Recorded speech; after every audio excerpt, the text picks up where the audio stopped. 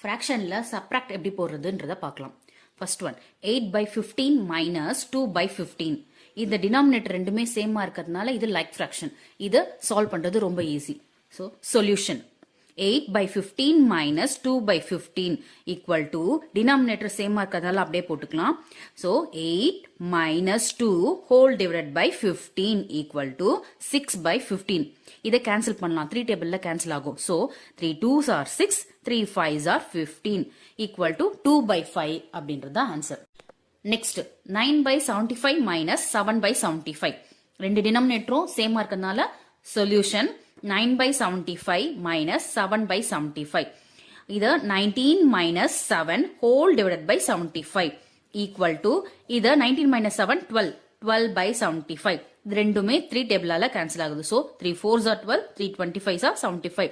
So answer is 4 by 25. Next 10 5 by 18 minus 5 7 by 18. இது ரெண்டுமே mixed ஃபிராக்ஷன்ல இருக்கு. ஃபர்ஸ்ட் இம்ப்ராப்பருக்கு மாத்திட்டு அப்புறம் சால்வ் பண்ணலாம். Solution 10 5 by 18 minus 5 7 by 18. எப்படி மாத்தலாம்னா 10 into 18 plus 5. ரஃப் காலம் பாருங்க. 10 into 18 equal to 180. 180 plus 5 equal to 185. அடுத்ததும் அதே மாதிரி பண்ணிக்கலாம். 18 into 5 equal to 90. 90 plus 7 equal to 97. இது ரெண்டுத்தையும் சப்ஸ்டிட்யூட் பண்றோம் இங்க. 185 divided by 18 minus 97 divided by 18, which implies 185 minus 97 whole divided by 18.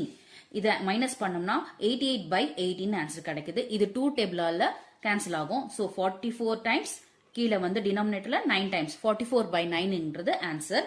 இது இம்ப்ராப்பர்ல இருக்கிறதுனால திரும்பவும் நம்ம மிக்ஸ்டுக்கு கன்வெர்ட் பண்றோம்.